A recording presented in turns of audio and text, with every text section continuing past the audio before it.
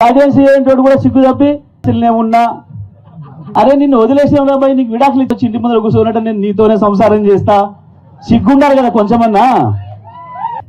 తినేరికి పారేసినట్టు వాళ్ళని ఎమ్మెల్యేనే వారేసిండు. ఎవ్వడు ఒక్క రూపాయి తీసుకురా పోయిన ప్రతి ఒక్కడు మా నియోజకవర్గ అభివృద్ధి కొరకు అందరు చూసిండు. ఒక్కడంటే ఒకడు ఒక రూపాయి నియోజకవర్గానికి తెచ్చినోడు లేడు.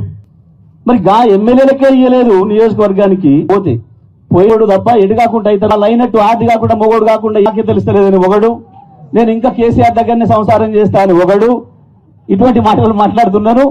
ఆగామయ్యే పని లేదు.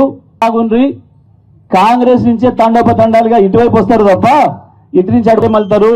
ప్రజలు ఇవాళ కేసీఆర్ వైపే చూస్తున్నారు కాబట్టి ప్రతి ఒక్కరు కేసీఆర్ కే వస్తారు తప్ప మన వైపు ఈ గులాబీ జెండా ఆడి కండవ మెదలేసుకొని వస్తారు వాళ్ళే తప్ప మనకు ఆ కర్మకరం లేదు.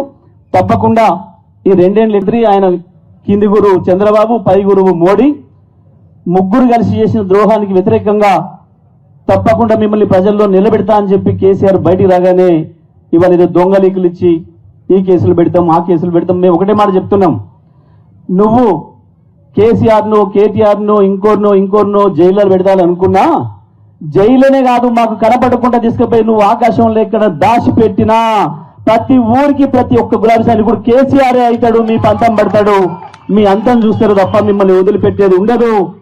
కేసులకు భయపడిపోయేటోళ్ళం కాదు. కేసులు అంటేనే ఇష్టం ఎదుర్కొని వచ్చిన వాళ్ళం ప్రతి ఒక్కరం కూడా ఈ ఊకదంపుడు ఉపన్యాసాలు తొండ బెదిరింపులతోని బీఆర్ఎస్ పార్టీ సైనికుల్ని భయపెట్టేయలేరనే విషయాన్ని రుజువు చేసి మొన్న గెలిచిన వాళ్ళకంటే ఓడిపోయిన వాళ్ళకే నేను అభినందనలు ఎక్కువ తెలియజేస్తా ఉన్నా.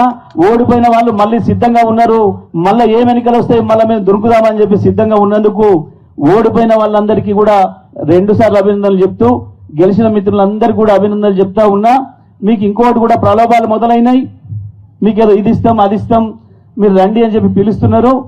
పిలిస్తే పోయిన వాళ్ళు ఆగమైపోతారు. మీరు ఎమ్మెల్యే సర్పంచులు పక్కన పెట్టి పోయిన ఎమ్మెల్యేల పని ఏమైంది?